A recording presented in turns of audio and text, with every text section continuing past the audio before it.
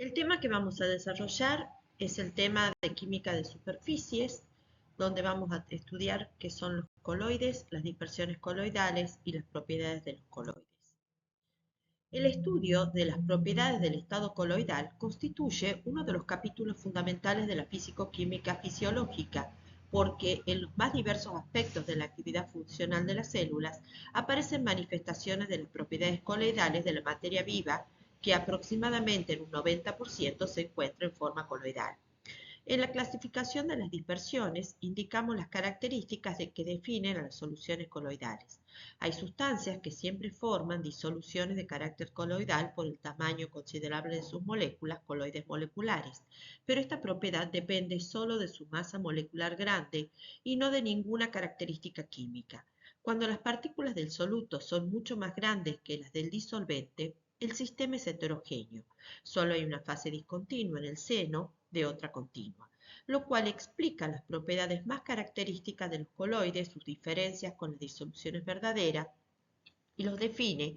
Un coloide es un sistema heterogéneo en el que las fases no se separan. Las disoluciones de macromoléculas presentan una serie de propiedades características como su elevada viscosidad, dispersión de la luz, turbidez, fenómenos eléctricos que llevan cargas, etc. Todos ellos derivan del gran tamaño molecular. Sin embargo, es posible preparar otras dispersiones con partículas de gran tamaño constituidas no solo por una sola macromolécula, sino por el agregado de muchas moléculas ordinarias o incluso átomos, que se mantienen juntas no por enlaces químicos, sino por interacciones atractivas suficientemente grandes. Estas partículas reciben el nombre de micelas y sus dispersiones, el de coloides o dispersiones coloidales. En física y química, un coloide o sistema coloidal, suspensión coloidal o dispersión coloidal es un sistema formado por dos o más fases, principalmente una fase fluida, líquido, y otra dispersa en forma de moléculas generalmente sólidas, muy finas, de diámetro comprendido entre 10 a la 9 menos 9 y 10 a la menos 5 metros. La fase dispersa es la que se halla en menor proporción. Normalmente la fase continua es líquida, pero pueden encontrarse coloides cuyos componentes se encuentran en otros estados de agregación. Los coloides fueron descubiertos por primera vez descritos por el químico inglés Thomas Graham en 1860. El término coloide, de la que deriva de las palabras griegas kola, que significa pegamento, y eidos, que significa como, usado por primera vez en 1861 por Thomas Graham para clasificar mezclas como el almidón en el agua y la gelatina.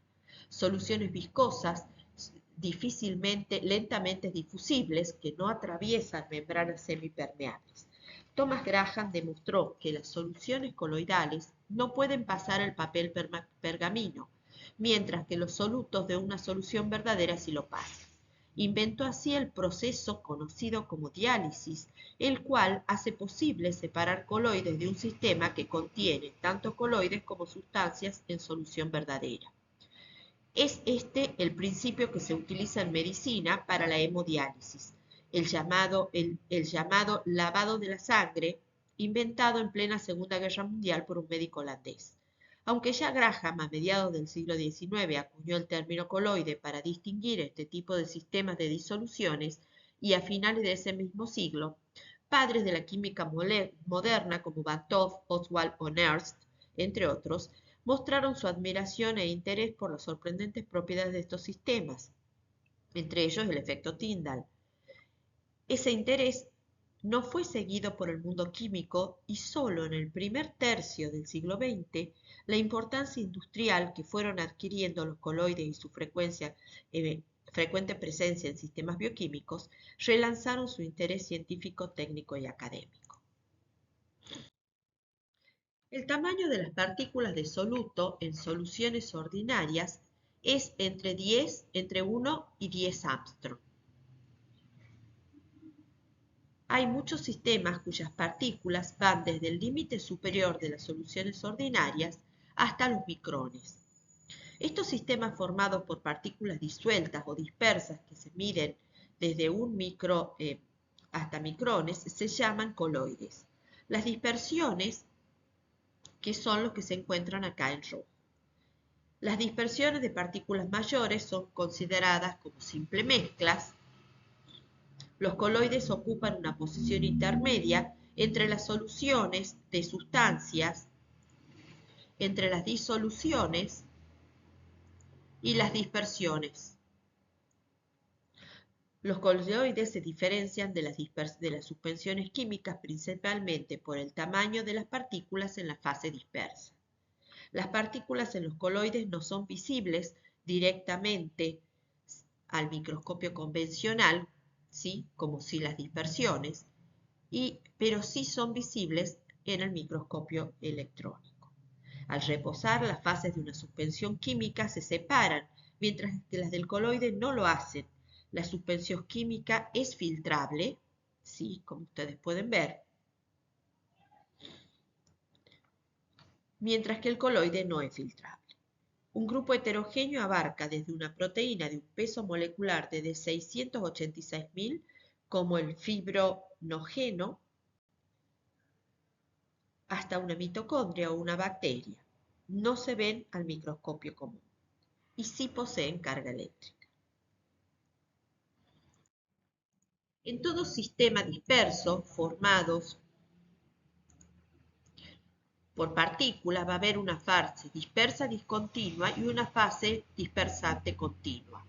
Una está en el sistema formado por partículas que están diseminadas en otro medio que las contiene. Por lo tanto, las partículas van a ser la fase dispersa y el medio que las contiene vamos a llamarle como dispersante. Los sistemas dispersos o mezcla los podemos graficar en este momento. Pueden ser sistemas homogéneos como las soluciones o sistemas heterogéneos como las dispersiones. Hay sistemas dispersos en los que se distinguen dos medios, la fase dispersante y la fase dispersa.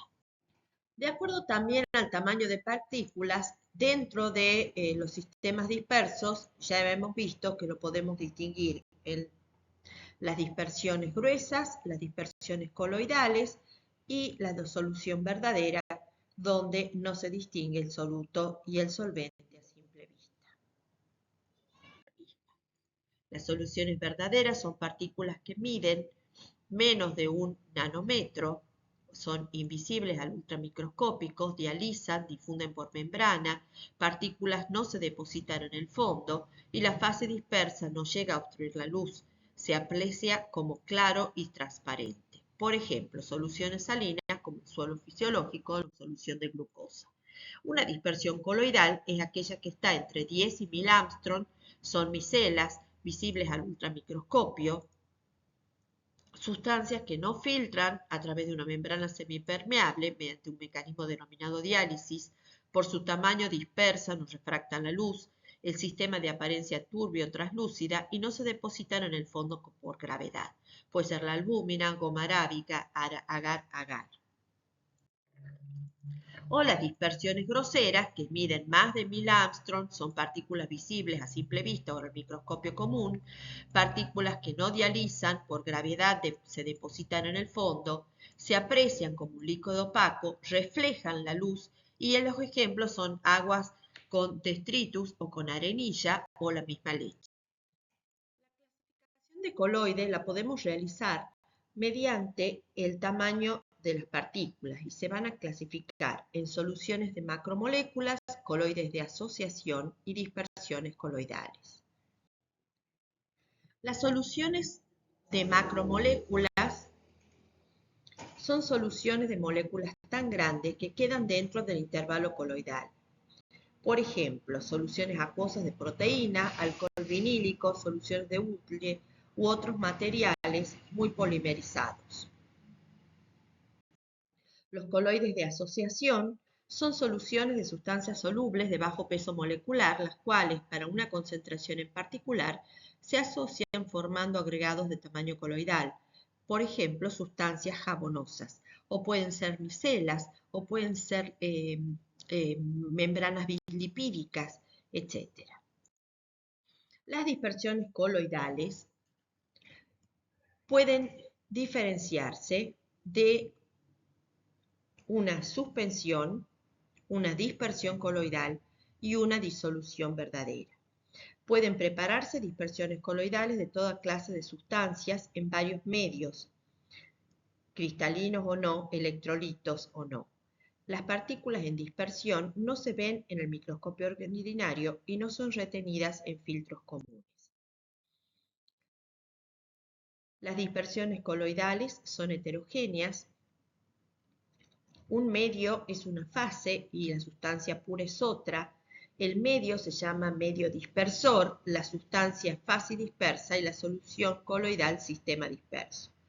Las dispersiones son inestables termodinámicamente y tienden a coagular y precipitan en reposo. Cuando la fase dispersa precipita, no se redispersa.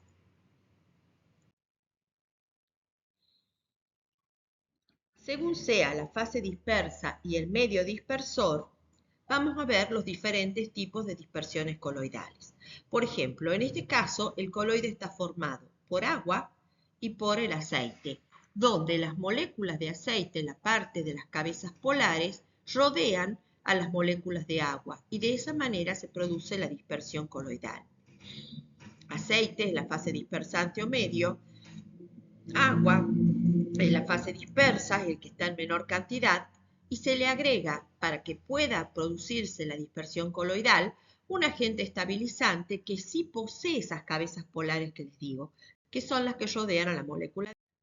En este caso tenemos el medio dispersante, que va a ser la fase plasma de la leche, mientras que la fase dispersa o la sustancia pura van a ser las moléculas lipídicas que se encuentran dentro de la leche. Tipos de coloides que podemos encontrar. Si la fase dispersa es un sólido y el medio dispersor es el gas, se obtienen lo que se llaman los aerosoles, que conocemos comúnmente, y el ejemplo puede ser un humo. Si la fase dispersa es líquido y el dispersor es un gas, encontramos también aerosoles y estos son las nubes. Si tenemos dos líquidos como fase dispersa y dispersor, van a ser las emulsiones y son dispersiones de agua en aceite o aceites en agua. Líquido y sólido, fase dispersa, líquido, fase dispersor en sólido, vamos a encontrar los geles, pueden ser las gelatinas, minerales con incrustaciones líquidas, ópalo, etc. Y gas y líquido podemos ser, si el gas es la fase dispersa y el dispersor es un líquido, vamos a encontrar la espuma. O también puede ser gas y sólido y encontramos la piedra pómez. Entre los de mayor importancia, los sólidos o suspensiones son partículas cuyo tamaño molecular se denominan en el orden de las macromoléculas. Si nosotros observamos partículas del rango entre 10 a la menos 9 y 10 a la menos 6 metros y observamos una sola fase, este coloide se denomina liofílico. Significa afinidad por el solvente, por lo tanto es soluble. Mientras que cuando observamos un límite, el límite significa que las moléculas que componen la partícula no tienen afinidad por el solvente, se va a denominar un coloide liofóbico. Los soles liófobos son aquellos en los que hay muy poca atracción entre la fase dispersa y el medio, como las dispersiones de metales y sales en agua. Las dispersiones que son termodinámicamente inestables y que solo existen durante cierto tiempo de duración. Se denomina estabilidad cinética. Los coloides liófobos son aquellos en los cuales sus partículas repelen al disolvente, no son estables y por lo tanto se separan. Estos coloides solo se pueden estabilizar por absorción de iones o moléculas pequeñas del material disolvente en su superficie. Esto provoca que los electrones orbiten en su superficie dándole una carga negativa y como consecuencia de esto, una partícula coloidal no se puede hacer más grande, puesto que sería repelida por una fuerza electrostática de otra partícula coloidal que también ha absorbido iones, evitando que se unan entre ellas. No sienten atracción por el disolvente, no hay capa de disolvente, son inestables, como ya hemos dicho, generalmente son partículas inorgánicas, no se forman espontáneamente, son suspensiones de sólido en líquido, por ejemplo, son las espumas, por ejemplo, gas en líquido, aerosoles o líquido, niebla, spray, humo, polvo, etc. Por ejemplo, acá tenemos el oro coloidal, la cristalización del tiosulfato de sodio o las nanopartículas de plata. Los coloides liófilos, a diferencia de los anteriores, atraen al disolvente, atraen a los líquidos. Las partículas son capaces de interaccionar con el disolvente mediante la acción de ion dipolo. Cuando interactúan las partículas, o sea, el soluto, que son dispersadas en una matriz homogénea del material disolvente, ya sea un coloide liófilo o liófobo, la fuerza electrostática que existe entre cada molécula de una partícula coloidal y otra las mantienen separadas, con lo cual no es posible que exista una sedimentación causada por la fuerza de gravedad debido a las densidades del disolvente y el soluto. A este estado se le conoce como suspensión coloidal. Son dispersiones en que la fase dispersa tiene afinidad hacia un medio y hay una gran solvatación de las partículas coloidales. Por ejemplo, sólidos que podrían ser sólidos que se agregan gelatina, almidón de caseína a los liófobos para transformarse en liófilo. Y los soles liófilos pueden ser proteínas, aminoácidos, polisacáridos en el medio dispersante adecuado, o sea, en un medio similar a los que son característicos. Por ejemplo, un polisacárido se dispersa perfectamente en un solvente polar. Entonces, si nosotros tenemos los electrones dispersos en el medio con núcleos positivos y hay un soluto, estos positivos se absorben o se adhieren a la superficie, son fenómenos de superficie, no nos olvidemos, los cuales van a repelerse entre ellos mediante fuerzas de interacción ion-dipolo y que evitan la precipitación.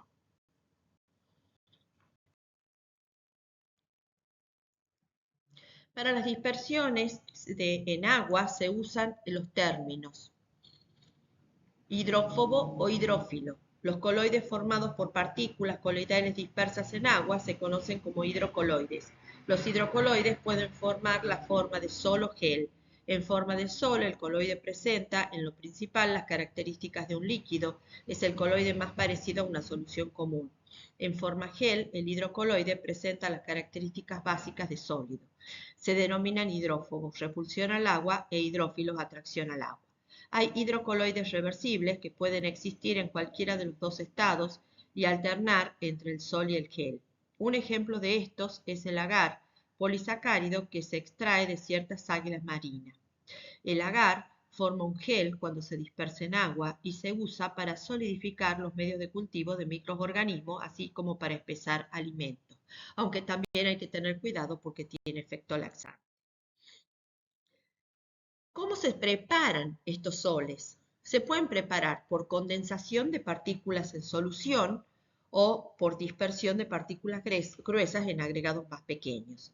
También hay métodos químicos específicos para preparar, como pueden ser reacciones redox, y métodos físicos, como pueden ser cambio de solvente, un uso de arco eléctrico, etc. Entre los métodos químicos podemos ver, por ejemplo, el método de oxidación, que es cuando el sulfuro de hidrógeno en agua, o sea, una solución acuosa de sulfuro de hidrógeno, se expone al aire, se oxida lentamente a azufre, el azufre formado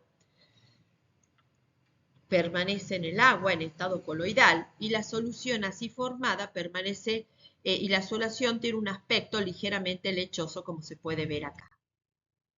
Métodos de reducción que son específicos pueden ser el método de la preparación del sol de oro, que se obtienen varios metales como la plata, el oro, el platino, mercurio, plomo, etc., utilizando agentes reductores adecuados como el sulfuro de hidrógeno, formaldehído, cloruro estañoso, ácido tántico, ácido cítrico, citratos.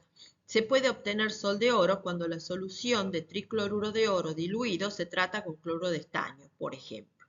Y se obtiene, como se observa acá en la fotografía, el oro coloidal. Que esto es una fotografía microscópica de TEM.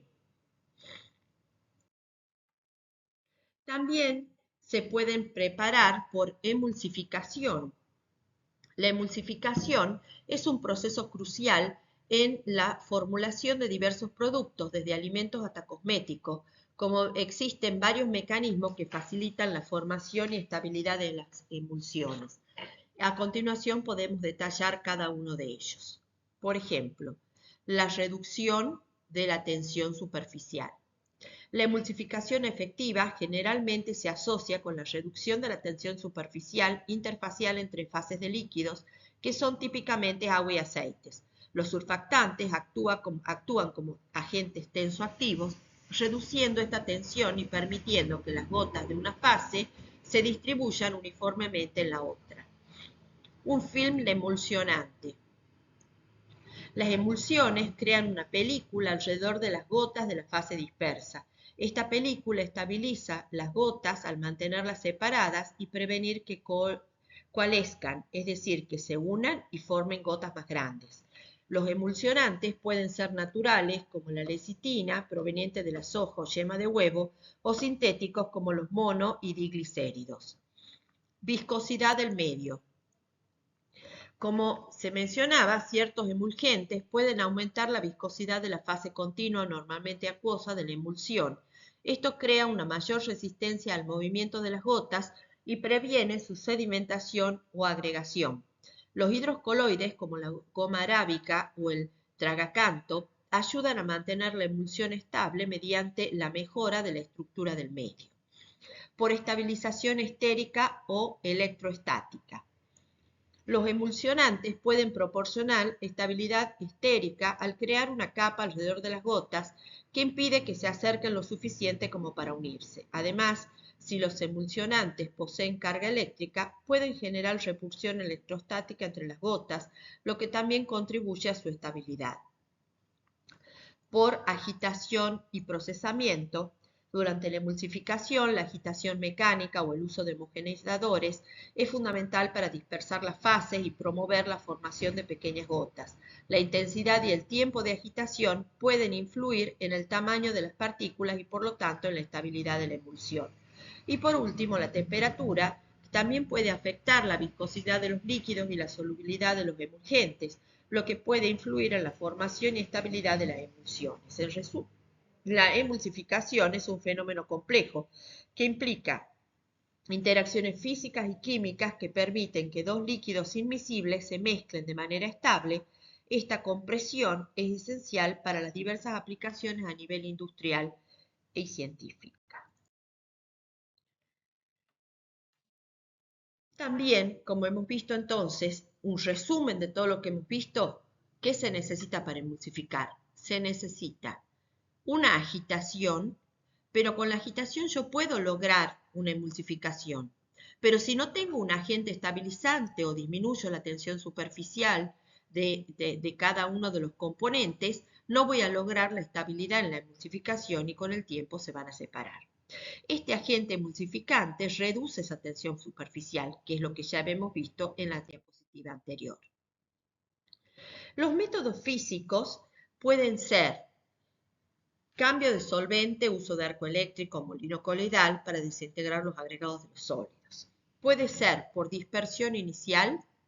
Se inicia con la sustancia en forma de partículas finamente molidas que se mezclan en un medio dispersor, generalmente un líquido. En esta etapa, los estabilizadores o materiales protectores se añaden para evitar que las partículas se aglutinen o coagulen. O suspensión gruesa. A esta etapa se le llama suspensión gruesa, donde las partículas están presentes en una concentración suficiente como para comenzar a notar el comportamiento coloidal. La mezcla no es completamente homogénea y las partículas pueden estar en el proceso de dispersión. El uso de un molino coloidal. La suspensión gruesa se somete a un proceso de molienda en un molino coloidal. Este equipo está diseñado para aplicar un alto sillamiento, o sea, efecto de corte a la mezcla.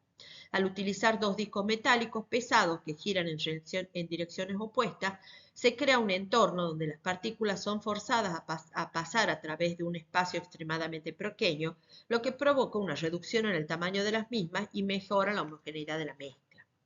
El efecto de corte, el gran efecto de corte generado por esos discos en movimiento, permite romper aún más las partículas, favoreciendo la formación de un sol. Este proceso es esencial para lograr una dispersión uniforme y estabilizar estas partículas. Los materiales protectores. Los estabilizadores o materiales protectores son cruciales en esta etapa, ya que su función principal es impedir que las partículas se unan o formen agregados después de haber sido dispersas. Esto puede lograrse mediante estabilizantes físicos que aumentan la viscosidad del medio o estéricamente al crear una barrera alrededor de las partículas. Por lo tanto, como resultado, Al finalizar el proceso se obtiene un sol coloidal donde las partículas están finamente dispersadas y son menos propensas a sedimentar o coagularse, lo que garantiza la estabilidad de la suspensión durante el almacenamiento y su uso.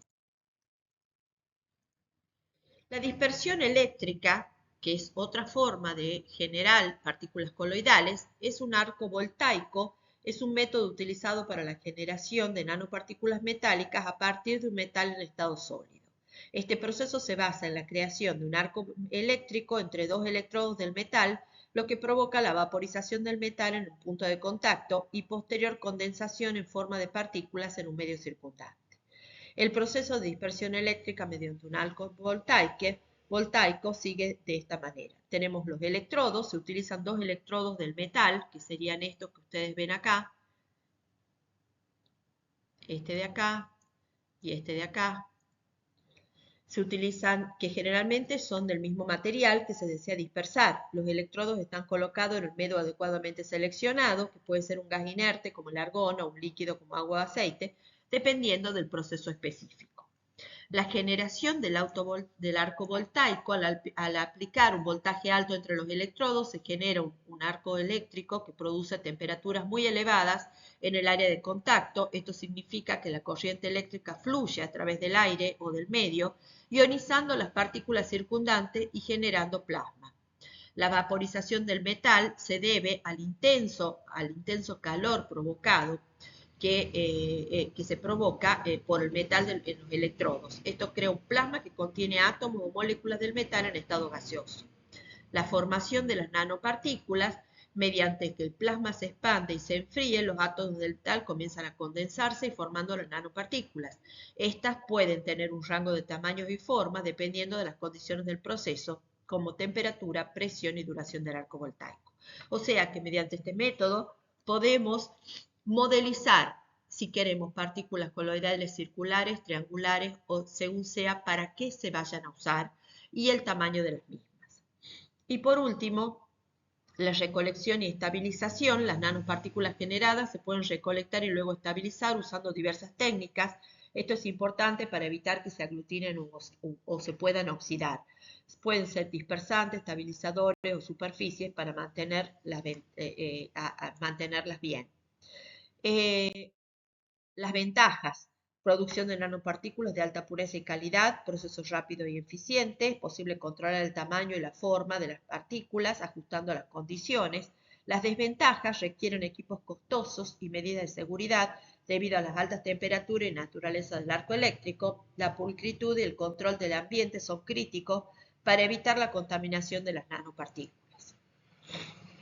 Como pueden ver, ahí les muestro un kit, ¿sí?, portátil, que genera plata coloidal, que es una de las que seguramente hay más avanzados ahora. Esto es de estas figuras de hace unos años. ¿Cuáles son las aplicaciones?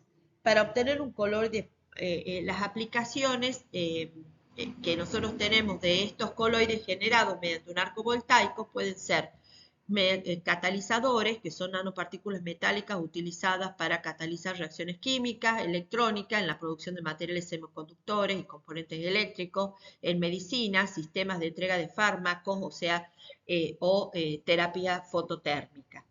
Este método es valioso en la nanociencia y la ingeniería de materiales, proporcionando una eficaz forma de obtener partículas de metal con propiedades específicas.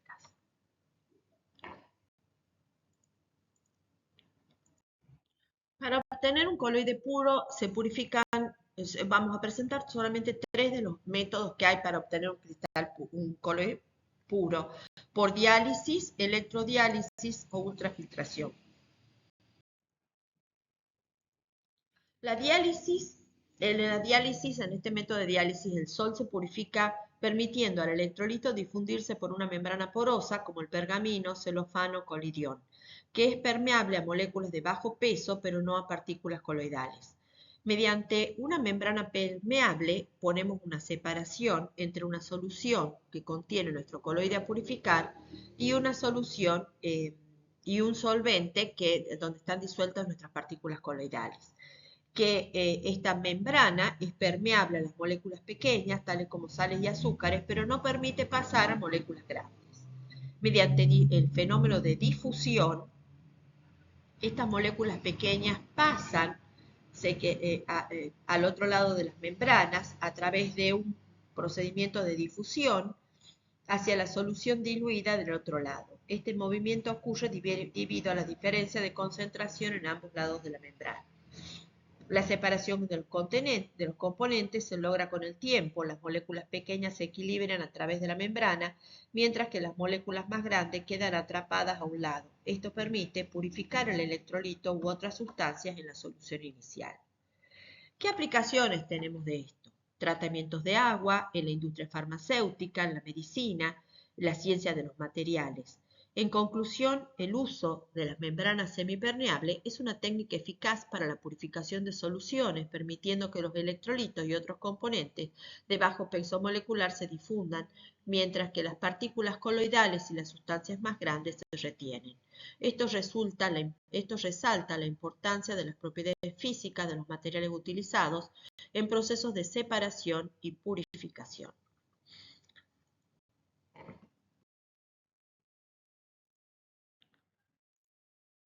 La electrodiálisis, el proceso de diálisis, es acelerado aplicando una diferencia de potencial a través de la membrana.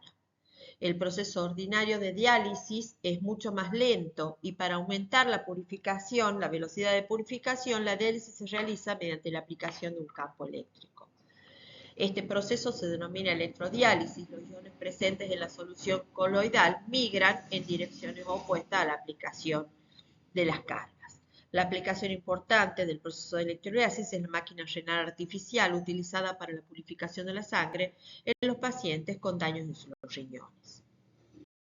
El proceso de ultrafiltración es como una filtración común, pero se usa una membrana que permite el paso de electrolitos y medio, pero no de coloides.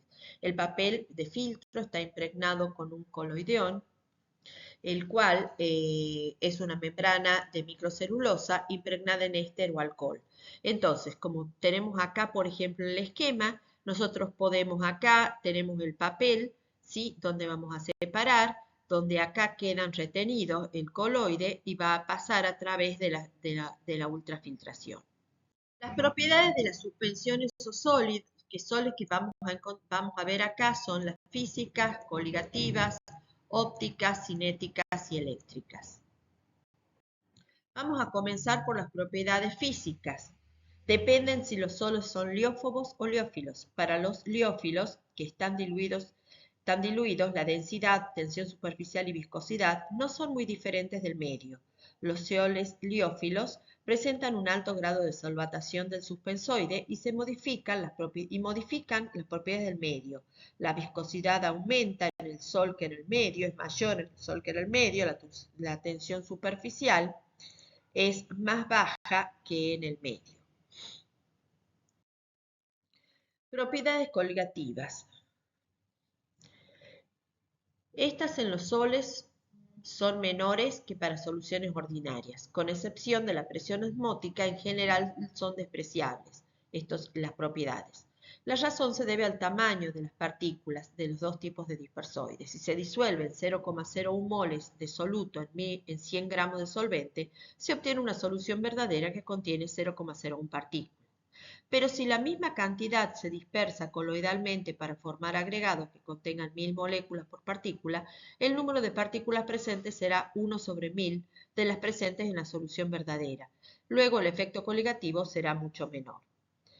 Dado este efecto, los efectos coligativos tienden a ser menos significativos. Por ejemplo, la disminución de la presión de vapor será menor en un coloide que en una solución verdadera, debido a que hay menos partículas para interferir con la energía de las moléculas del solvente en la superficie. Mientras que la presión osmótica podría no seguir el mismo patrón que las otras propiedades coligativas, ya que depende de cómo se mueven las partículas a través de una membrana. En ciertas condiciones, los coloides pueden exhibir un comportamiento diferente. En conclusión, esta diferencia en el número de partículas entre soluciones coloidales y verdaderas es crucial para entender por qué los efectos coligativos en los coloides son generalmente menos pronunciados. Esto resulta en la importancia del tamaño de las partículas y su interacción en la solución al considerar las propiedades físicas de las mezclas. El fenómeno de absorción tan importante en este caso. Por su tamaño, las partículas coloidales tienen una relación área-masa extremadamente grande, por ello son excelentes materiales absorbentes. Cuanto más chiquito y menos pesado sea el diámetro de esa partícula, mayor voy a tener la superficie de absorción y va a tener mayor capacidad de absorción. En la superficie, las de las partículas, existen fuerzas llamadas Van der Waals e incluso enlaces interatómicos que, al estar insatisfechos, pueden atraer o retener átomos, iones o moléculas de sustancias extrañas. Esta adherencia de sustancias ajenas en la superficie de una partícula se denomina absorción. Las sustancias absorbidas se mantienen unidas en capas o suelen tener más o menos una o dos moléculas de espesor. Propiedades ópticas. Las dispersiones coloidales muestran una pronunciada dispersión de la luz. Este efecto se llama efecto Tyndall, como consecuencia del cual la luz no solo se dispersa en la dirección de su trayectoria original, sino en diferentes ángulos. No hay cambios de la longitud de onda de la luz. Este efecto es causado por todo tipo de sistemas, gases, líquidos, soluciones, coloides. Gases y líquidos puros dispersan muy pequeña cantidad de luz. Para soluciones y dispersiones dependen del tamaño de partículas de soluto o coloide y de la relación de los índices de refracción. Acuérdense que la relación del índice de refracción va a ser el índice de refracción de las sustancias disueltas sobre el índice de refracción del medio. Cuanto mayor es el tamaño de las partículas, mayor es la dispersión. Las dispersiones coloidales tienen moléculas grandes y son muy buenas dispersoras y presentan este efecto Tyndall.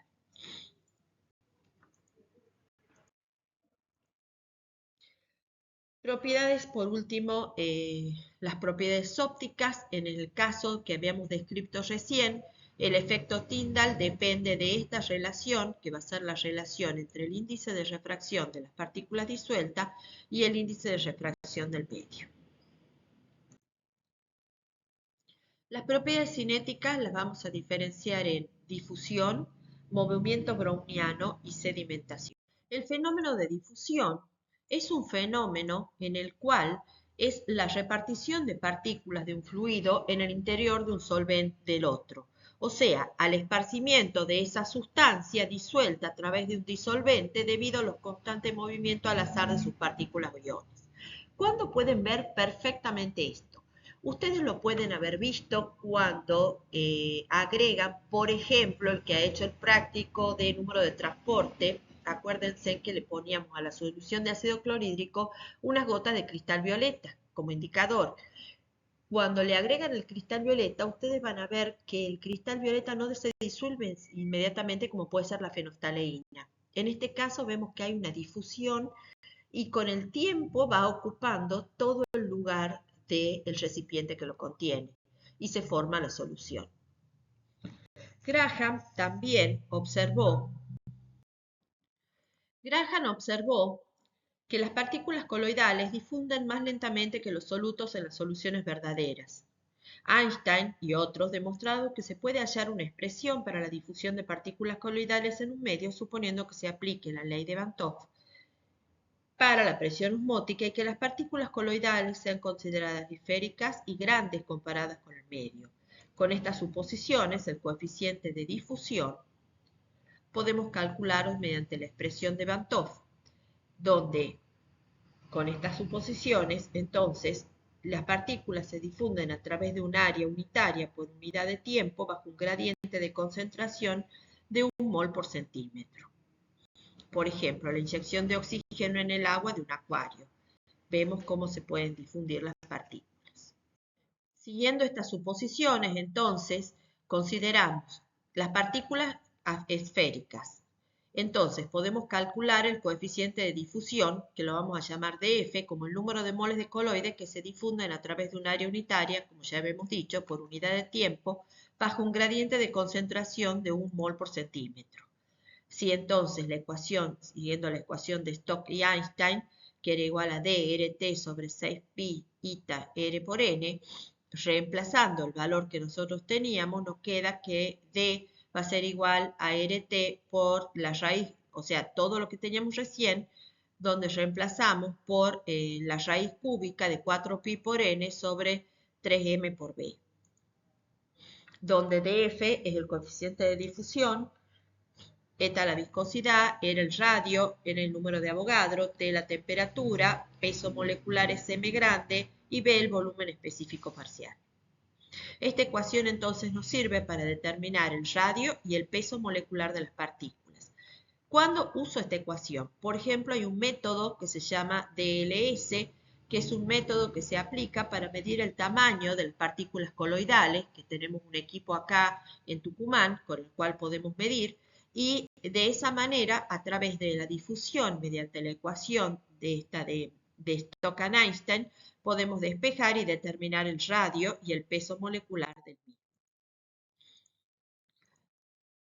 Si, por ejemplo, el coeficiente de difusión a 20 grados de una proteína esférica que tiene este coeficiente de difusión y el volumen específico de 0,75 y la viscosidad del disolvente 0,01 gramos por centímetro a la menos 1, segundo a la menos 1, encuentra el peso molecular de la proteína. Entonces, aplicando la ecuación de Stokes-Einstein y despejando de acá el peso molecular, obtenemos, y reemplazando los valores, obtenemos que esta proteína pesa 100.000 gramos por mol. Otra de las propiedades que vamos a ver es el movimiento browniano. Las partículas coloidales exhiben un movimiento browniano continuo y al azar. Esta actividad cinética de las partículas en suspensión en un líquido se debe al bombardeo de partículas dispersas por las moléculas del medio y como resultado de ello, las partículas adquieren una energía cinética. La energía cinética, si es igual a la del medio, a una determinada temperatura. Las partículas son más pesadas que las del medio y la energía cinética que adquieren se denomina movimiento browniano. Si df es el coeficiente de difusión y es directamente proporcional al desplazamiento promedio, podemos encontrar entonces que df va a ser igual al desplazamiento promedio sobre 2t, donde t es el tiempo. Reemplazando el valor que habíamos encontrado nosotros del coeficiente de difusión, podemos entonces encontrar que el desplazamiento promedio va a estar igual a R por T sobre N, que es el número de Avogadro, por T, que es el tiempo, que podemos medirlo, por 3pi, eta, que es el coeficiente de viscosidad del medio, y por R, el radio de la partícula. Otra propiedad que vamos a determinar acá es la sedimentación. Aunque las suspensiones pueden ser estables durante largos periodos, tienden a asentarse lentamente por acción de la gravedad o en un reposo prolongado. La velocidad de asentamiento se observa por la separación bien definida entre el medio y el Sol. Observando las velocidades se puede calcular las dimensiones y las masas de las partículas definidas. Por ejemplo, el tubo que contiene una fase dispersa de densidad ρ suspendida en un modo ρ sub m y la viscosidad eta. A partir de esa ecuación se puede calcular entonces, ¿sí? Tenemos un proceso de separación de fases, coagulación, floculación y sedimentación. Si tenemos un sistema estable, si no es tan estable, pueden sedimentar, pueden flocular y coagular y se forman las dos fases.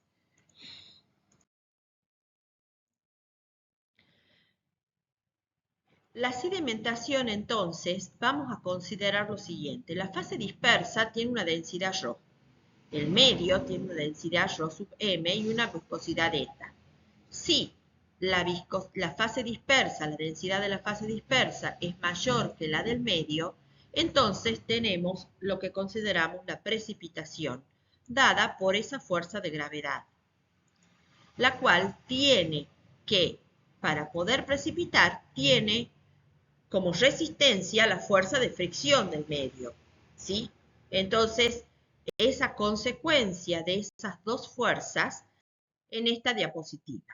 Esa consecuencia se va cuando se establece un equilibrio entre esas dos fuerzas, entonces la partícula la cual consideramos esférica caerá con una velocidad constante dada por la ecuación de Stokes, ¿sí? donde la velocidad es igual a las 2 veces el radio al cuadrado por m la masa por la diferencia de sus densidades entre la partícula y el medio sobre 9 eta, que es la viscosidad del medio, y esto va a ser dx sobre dt, que va a ser la velocidad. Si integramos entre límites y reorganizamos, este delta de x me va a quedar igual a 2, o sea, delta de x va a ser la distancia que ha recorrido la partícula para sedimentar, va a ser igual a un delta de t de tiempo por un delta de ρ, que va a ser de densidades, por el tamaño de la partícula, por el radio al cuadrado sobre 9 eta. Conociendo la masa de la partícula, se puede calcular entonces de esta manera, y el peso molecular de la fase dispersa, podemos calcular entonces el peso molecular. Las propiedades de las suspensiones o soles, otra de las propiedades que vamos a considerar son las fuerzas intermoleculares entre partículas coloidales. Las fuerzas intermoleculares juegan un papel crucial en la estabilidad y el comportamiento de las partículas coloidales en una dispersión. Estas fuerzas afectan cómo se interactúa y se mantienen las partículas dentro de una fase continua como un líquido o gas. Aquí se detallan las principales fuerzas moleculares involucradas en un sistema coloidal.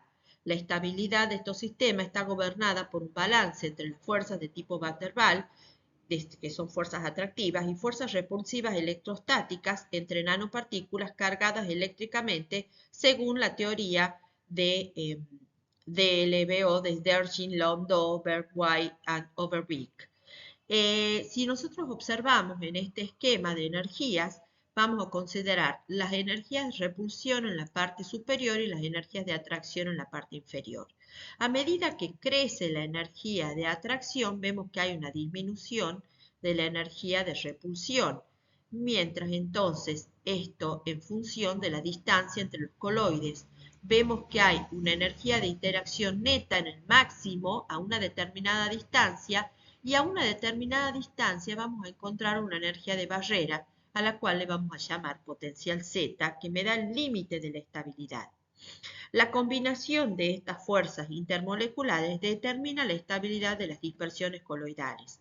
Una adecuada compresión de estas interacciones es crucial para la aplicación de las diversas áreas, incluyendo la farmacéutica, cosmética, alimentaria y formulación de materiales.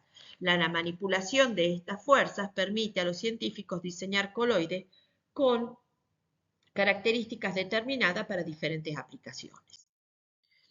Ahora vamos a ver las propiedades eléctricas tan importantes en los soles. Las dispersiones coloidales poseen propiedades eléctricas que están asociadas con su capacidad de absorber iones de las soluciones o moléculas del medio o ambos. Los soles liófilos absorben iones del electrolito en las soluciones. Las partículas, entonces nosotros tenemos que cada partícula está rodeada por una determinada carga y a su vez esa carga por un contraión para permanecer la estabilidad y que no se choquen entre ellas ni se repelen. Por ejemplo, en el caso de una partícula cargas eléctricas en una micela. Los soles liófobos absorben iones del electrolito de las soluciones y las partículas de liófilos atraen hacia ella primero una capa del medio en la cual pueden o no absorber los iones según las condiciones de la solución. Aunque la naturaleza de las partículas del dispersoide determina si es coloide, liófilo o liófilo, el carácter de la fase absorbida sobre la partícula final es la que controla la estabilidad del Sol y establece la forma en que la partícula se va a comportar en un campo eléctrico. Por ejemplo, todo sólido en contacto con un líquido desarrolla una diferencia de potencial en la interfaz entre los dos. Cuando se pone agua en contacto con una superficie de vidrio, esta absorbe los OH y queda cargada negativamente respecto al agua. Para balancearse, los protones son atraídos hacia la superficie para formar una doble capa de cargas negativas sobre el vidrio y positivas en el agua adyacente, que es más o menos lo que estamos viendo acá. ¿Sí? Entonces, cuando más cerca está de la superficie para absorberse, más cantidad vamos a tener de partículas, las cuales van a provocar un efecto de difusión a medida que aumenta la distancia esta. La primera capa vamos a llamar capa de Stern, con un coloide, por ejemplo, altamente negativo. Luego tenemos esta capa difusa y de último tenemos las soluciones de los electrolitos en equilibrio.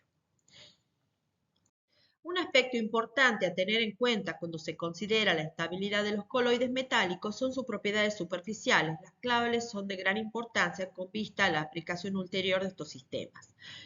En este caso estamos considerando las propiedades eléctricas superficiales. Las nanopartículas metálicas, en este caso, presentan una interfaz con cargas positivas debidas a un defecto de electrones en los átomos de la superficie que pasan al medio que la circundan. Esta carga es neutralizada por los iones negativos, normalmente procedentes de las sales empleadas en la preparación del coloide, y se forma entonces una doble capa eléctrica que da lugar a la capa llamada capa de Stern, que sería esta capa rígida que la tenemos pegada a la superficie. Como consecuencia de la distribución de cargas positivas y negativas sobre la superficie, la partícula metálica presenta una carga neta negativa. La carga residual del metal en su superficie es una propiedad importante que asegura la estabilidad de las partículas metálicas en suspensión. El potencial eléctrico de la superficie es difícil de determinar, sin embargo es más fácil determinar el potencial de la interfaz entre la capa de Stern y la de difusión, que sería esta capa de acá, esta capa de acá, ¿sí? Este potencial, llamado potencial Z, es más empleado ya que el valor del mismo depende buena parte de las propiedades físico-químicas de las nanopartículas, tales como su movilidad, difusibilidad y estabilidad. Este potencial Z también lo podemos medir y también hay un equipo acá en Tucumán donde se puede medir el potencial Z de las partículas. Este arreglo de doble capa se llama doble capa de Helmholtz. Implica una diferencia de potencial entre el Sol y el medio. Todo lo que hemos estado viendo se lo puede aplicar de esta manera. Inicialmente se considera la doble capa, las cargas neutralizantes en el líquido eran móviles, pero recientemente se indicó que la capa es difusa y se extiende en el líquido según esta figura. Primero se consideraba que era una capa rígida y después se llegó a que era esta capa difusa como la que venimos viendo hasta ahora. Lo que estamos haciendo es un poco de historia acá. Las cargas adyacentes a la superficie están sobre ella con algunas cargas neutralizantes en una capa de líquido estacionario adherido a la superficie. Las cargas remanentes están distribuidas en el electrolito adyacente en forma de atmósfera difusa y móvil. La diferencia de potencial entre la superficie y el líquido tiene lugar en dos partes. Entre la superficie y la capa estacionaria, o sea acá,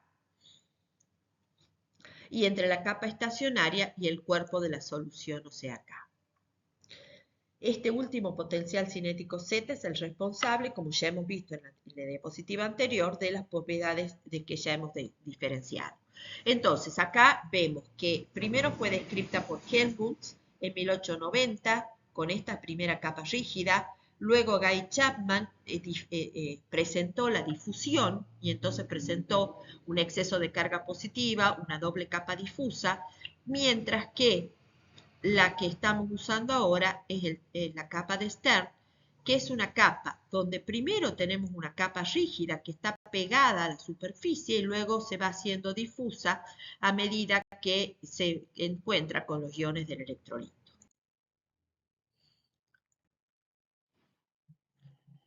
De estas propiedades eléctricas podemos considerar que bajos potenciales Z explican en parte la tendencia, por ejemplo, en este caso que estamos viendo, los TEM de las nanopartículas de plata, que se tienden a agregar con el tiempo y como se observa en DLS debido a la baja repulsión electrostática, presenta valores Z alejados de cero, lo que indica que serían más estables coloidamente con el tiempo. La absorción selectiva de iones debe producir una carga eléctrica sobre las partículas, o sea, estas y el medio quedan cargadas eléctricamente pero de signo contrario y ante un campo eléctrico aplicado migran en direcciones opuestas. Esto es lo que se denomina, usando estas propiedades eléctricas de las partículas, se explica y se puede aplicar a dos fenómenos diferentes. Si el que migra es el dispersoide y no el medio, el fenómeno se denomina electroforesis.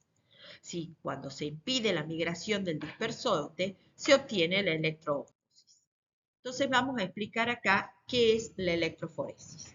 La electroforesis es la migración de partículas cargadas eléctricamente por la aplicación de un potencial eléctrico.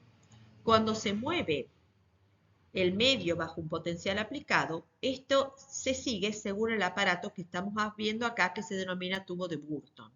El coloide se coloca en el compartimiento A, separado de B y C, hasta las marcas de los tubos laterales, como vemos acá, ¿sí? Mediante este método, nosotros aplicamos acá un electrolito, acá tenemos electrolito, colocamos acá un potencial y vemos que para migrar, según el potencial que tenga, en este caso el coloide, o va a subir hacia los positivos, si es positivo va a aumentar en esta parte y si es negativo va a aumentar en esta parte. En la migración entonces de partículas cargadas por la aplicación de un campo eléctrico sirve para calcular las velocidades de migración. Las partículas coloidales migran y se saben qué carga tienen. Así los coloides liófobos son específicos en la absorción de iones positivos y negativos. Los iones metálicos, por ejemplo, el trióxido de aluminio, se cargan positivamente. Esto también se observa en sales liófilas como las proteínas, donde el signo de la carga depende del pH de la solución. Por encima de cierto valor característico de las partículas están cargadas positivamente. En un punto isoeléctrico las partículas no están cargadas y no migran en un campo eléctrico. ¿Por qué? Porque tenemos igual que un punto isoeléctrico, recuerden que es cuando tenemos la misma concentración de cargas positivas y negativas. Algunas hemoglobinas, por ejemplo, a un pH 4,1 a 4,7 puede ser un ejemplo de esto. Si nosotros tenemos entonces el tubo aplicado en detalle, de todo lo que nosotros veíamos viendo, consta de un tubo en U, entonces el tubo de Burton, provisto de una llave de drenaje y un embudo para llenar, ¿sí? Se llena a través de este embudo de acá arriba. Por una llave de drenaje se coloca la solución de un electrolito adecuado de una menor densidad que el sol dentro del tubo y luego se introduce el sol por el embudo para desplazar el electrolito hacia arriba y producir las interfaces en ambas ramas, como podemos ver. Se interceptan los electrodos y se conecta una batería de alto voltaje. Las partículas que están cargadas negativamente, el nivel del sol baja del lado del electrodo negativo, o sea, de este lado, y al revés si las partículas están cargadas positivamente. ¿En qué consiste la electroósmosis? Cuando se mueve el medio bajo un potencial aplicado, se produce la electroósmosis, como podemos visualizar en este siguiente aparato. El coloide se coloca en el compartimiento A, o sea, acá lo tenemos a la sustancia coloidal, separado de B y C por membranas dializadoras, que van a ser las membranas D y D'. Se llena B y C con agua hasta que las marcas de los tubos laterales, como podemos ver acá, cuando se aplica una diferencia de potencial entre los electrodos colocados cerca de las membranas, se observa que el nivel del líquido baja en un tubo y sube en el otro, debido al paso del agua a través de D a D'. Los soles en la dirección del flujo del agua va a depender de la carga del coloide. En los soles positivos, el medio es negativo y el flujo va a ser de C a B. O sea, cuando el coloide es positivo y el medio negativo, va a fluir de C a B, porque tenemos cargas opuestas. Y al revés y a la inversa cuando el coloide tiene carga negativa. Vamos a ver ahora, por último, dos temas, emulsiones, geles. Las emulsiones ya hemos visto cómo se preparan las emulsiones. La emulsión, ¿se acuerdan? Es una dispersión coloidal de un líquido en otro invisible en él, que ya hemos visto cómo se pueden preparar por agitación o por diferentes métodos. Estas no solo suelen ser estables y tienden a sentarse en el reposo. Por ejemplo, el aceite es todo líquido invisible con el agua, capaz de formar una emulsión con ella, y se pueden clasificar de dos tipos, ¿sí? Una, las emulsiones de aceite en agua, donde la fase dispersa es el aceite, y otra, emulsiones de agua en aceite, donde la fase dispersa es el agua. El tipo de emulsiones depende de los dos líquidos, lo que está en exceso actúa como fase exterior o medio y la otra como fase interior o dispersoide.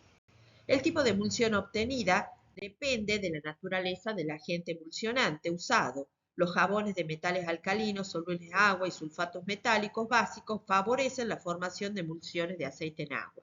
Los jabones insolubles en agua de metales alcalinos térreos favorecen la formación de emulsiones de agua en aceite. Para distinguir las emulsiones se les agrega a veces una pequeña cantidad de electrolito